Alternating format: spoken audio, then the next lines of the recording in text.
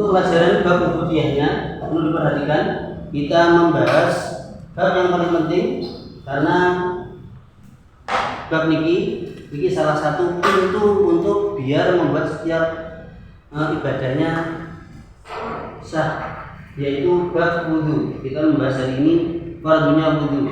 Fardunya wudu itu ada 6, yaitu yang pertama niat bersamaan dengan membasuh wajah. Saya teruskan bahasa niat, yaitu berbarengan dengan melakukan sesuatu tersebut, itu disebut dengan niat. Kalau tidak dibarengi, ada rasa ingin tapi tidak bareng, namanya azm, bukan niat. Niat itu harus dibarengi pertama kali membasuh bagian dari wajah, tidak harus keseluruhannya baru niat, ataupun sebelumnya ataupun bahkan sesudahnya. Wajahnya sudah baru tangannya lali niat, jadi pas waktu tangan baru niat. Jadi harus bersamaan ketika pertama kali membasuh wajahnya, pas waktu niatnya mengambil air, bukan pas waktu mengambil airnya, tapi pas waktu membasuh wajahnya. Nah, niat itu berada dalam hati dan harus dipahami dengan hati tersebut, maksudnya dengan bahasa yang kita pahami. Kalau kita biasanya kalau disuruh hafalan, ayo coba niatnya wudu, nawaitul wudu'a rafil hadasil sampai akhir toh. Nah, itu ngerti pada artinya.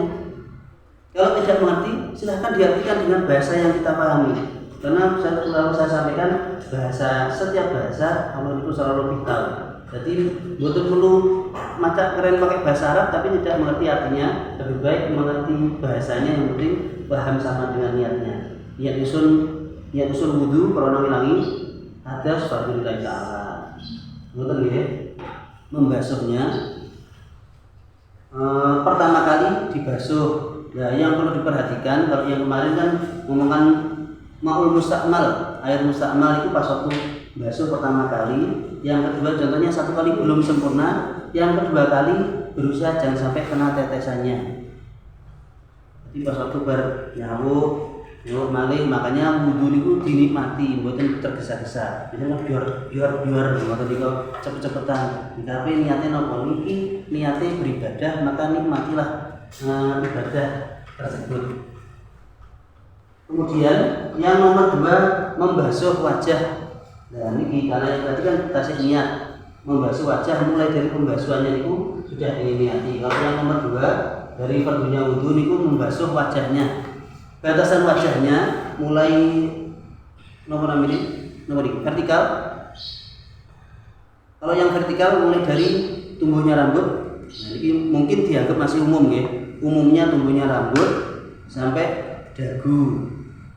Kalau seandainya saya semakin tua terus rambutnya ada di belakang, jadi wajahnya semakin ke belakang Pak? Boten. Ataupun ada lagi, contohnya ketika Sun Gokong masuk Islam, wajahnya kelihatan sedikit, nomor cuma di sini toh. Boten, maksudnya batasannya sampai tumbuhnya rambut umumnya. Boten nggih. Itu basuh wajhi. Ada lagi tambahan, sebenarnya keterangannya banyak sekali. Kalau seorang laki-laki umumnya terus punya jenggot, jambang kebab, niku ketika dipandang oleh orang yang diajak ngobrol tidak kelihatan, sebenarnya tidak ada kewajiban untuk membasuh sampai di dalamnya. Tapi alangkah baiknya dibasuh sampai basah terus biar terbasahi kulitnya. Terus kalau ada ngapunten, mungkin ada bahasanya langka sekali di salah satu daerah jauh sana ada suku yang ternyata perempuannya juga sama. Rambutnya penuh, bahkan wajah-wajah itu pun kalau yang perempuan tetap wajib dibasuh meskipun tebal. Kalau yang laki-laki bukan. Karena apa? Saking hukum langkahnya membasuh wajahnya. Kalau yang vertikal seperti itu, kalau yang horizontal ini mulai ini kuping ini di horizontalnya ini. Terus kalau ada pertanyaan, ini sesuatu yang mungkin pertanyaannya nopo guyonan tapi juga benar-benar wajahnya ada 2. Mbok dosa muka itu malah nopo wajahnya 10. Jadi memiliki kalau ada wajahnya 2 saja, itu bagaimana hukumnya? Dua-duanya wajib dibasuh, wajah satu dan wajah yang lainnya. Ataupun wajahnya memiliki potongan itu, wajahnya harus dibasuh. Itu seandainya ada terjadi seperti itu. Membasuh wajah. Yang ketiga, membasuh kedua tangan bersamaan dengan ataupun sampai dengan sikunya. Nah, perlu diperhatikan seandainya ada keanehan, tangannya enggak cuma satu, tangannya dua, enten cuci nih, enten sing orang ini dirijine bukan umumnya 5 tapi 10. Ini bagaimana? Tetap wajib dibasuh. Yang sering diperhatikan dan mungkin dilalaikan, hati-hati, kukunya niki harus bersih. Kuku niki di bawahnya, kalau ada bahasanya arafasu tahtal adzafir, ada kotoran di bawah kuku, maka silakan dibersihkan karena itu bisa kemungkinan membuat tidak sahnya sholat. Meskipun keterangan berikutnya itu di sholat rumah harus airnya sampai ke kulit, itu sudah akan disampaikan di pertemuan yang berikutnya. Tapi juga perhatikan termasuk kuku-kuku itu juga harus dibasuh. Kemudian masuk batiroksi, mengusap. Kalau yang dua itu kan membasuh. Bahasa membasuh itu harus mengalirkan air. Kalau mengusap cukup dibasahi. Mengusap sebagian dari kepala. Kalau di sini ada yang punya rambutnya. Kalau nggak punya, makanya batasannya nih wow. Boleh depan, boleh belakang. Kalau rambutnya panjang, bagaimana? Dan itu harus diperhatikan. Kalau pucuknya nggak boleh, tapi harus tempat tumbuhnya rambutnya, tidak di pucuknya sana. Dan panjang iman-iman, nek wajah kadung dipacai rambutnya itu air. Nah, saya kembali lagi. Yang Rasulullah ini yang perlu diperhatikan, wajah niki ketika ada bodeng ini, seandainya saya panjang ya, gondrong atau rambut yang gondrong ini harus saya basahi karena niki bukan rambutnya kepala tapi rambut wajah. Makanya kalau yang mbak-mbaknya utamanya pas waktu wudu jangan sampai ditaruh di belakang. Kalau ditaruh di belakang akhirnya airnya kan tidak membasahi rambutnya wajah. Kalau tidak bisa membasahi rambutnya wajah, otomatis wudunya tidak sah. Diperhatikan. Kalau begitu bagaimana? Sebagian ini mohon dipotong, betul ketinggalan mesti hubungan. Saya ngomongkan seluruh hubungan, belum mengungkap hubungan kalau berkelindahan. Yang nomor 5, membasuh kedua kaki bersamaan mata kaki, maksudnya sampai mata kaki. Jadi diperhatikan kalau kakinya ada yang kotor, ini suatu wudhu itu enten apa namanya? Suatu untuk masjid kan enten tahu dompal atau besi itu, silakan perhatikan jangan-jangan ada kotoran yang nempel di kaki di ngosoi. Itu biar bahwa airnya bisa sampai.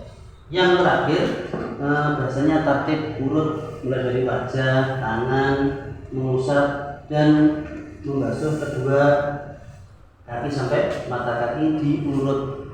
Ada yang kelihatan janggal yang biasa kita lakukan tapi kok tidak dibasuh, tidak dibahas di sini, yaitu telinga.